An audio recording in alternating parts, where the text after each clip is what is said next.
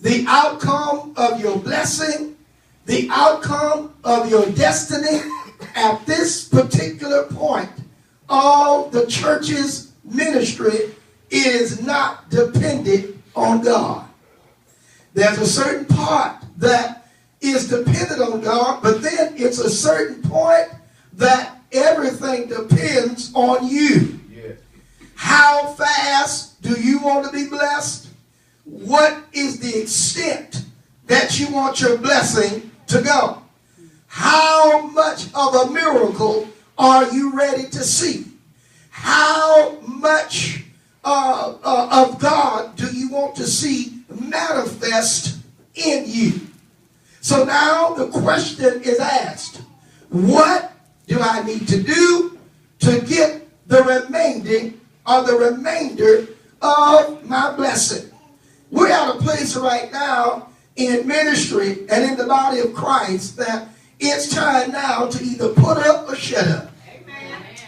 This is the time now that either you're going to believe God or you not. Right. This is the time now that you're going to have to shake yourself out of everything you're going through and say, I'm going to set my face like a flint.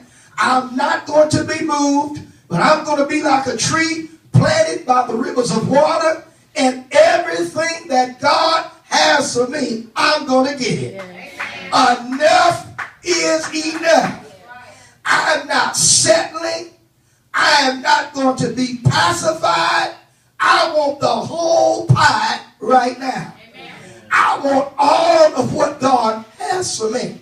I don't want just a touch. God spoke to me on the other day, and he said to me the reason why people are not receiving miracles because you don't know what a miracle looks like.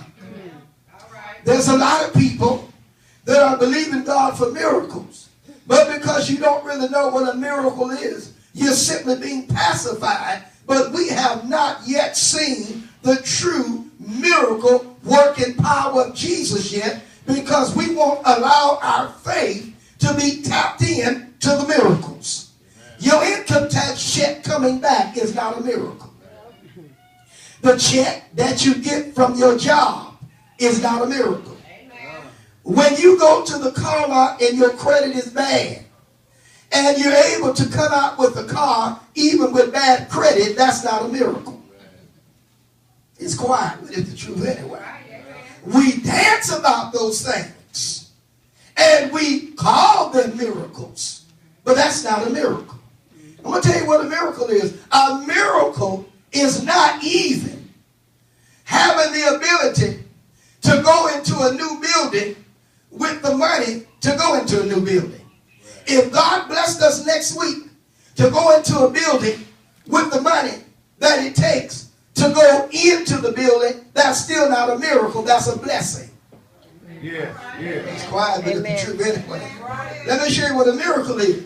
A miracle is when God blesses you to go into a building with absolutely no money at all, and the keys are put in your hand to go into the building. That's a miracle.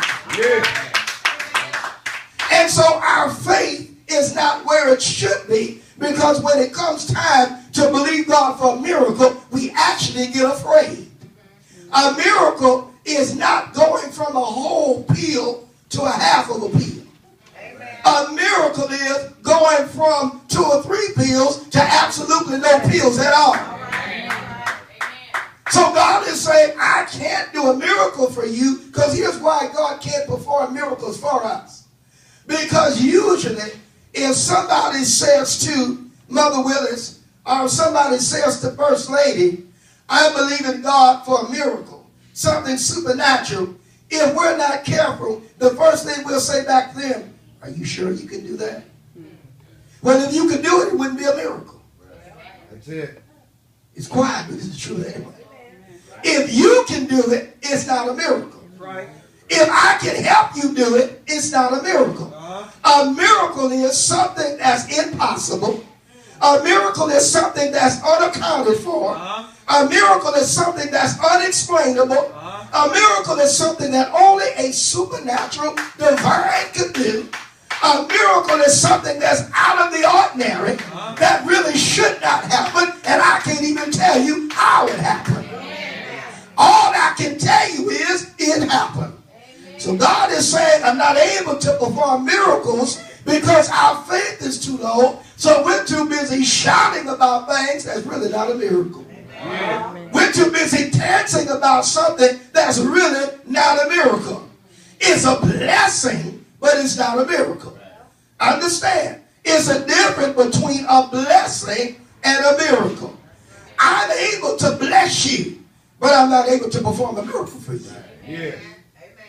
I can bless you and pay your rent.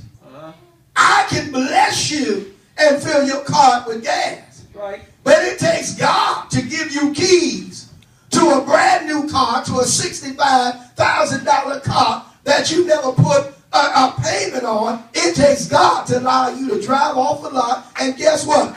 God is able to allow you to drive off the car with a lot that you didn't, with a car off a lot that you didn't pay for. But you know why God won't do it? We don't believe him for it. Right. Go ahead, Doc. We don't believe him to do that. As soon as we even get close to a miracle, we begin talking down. Well, something's funny about that. I'm not sure about that. Are you sure you really read that?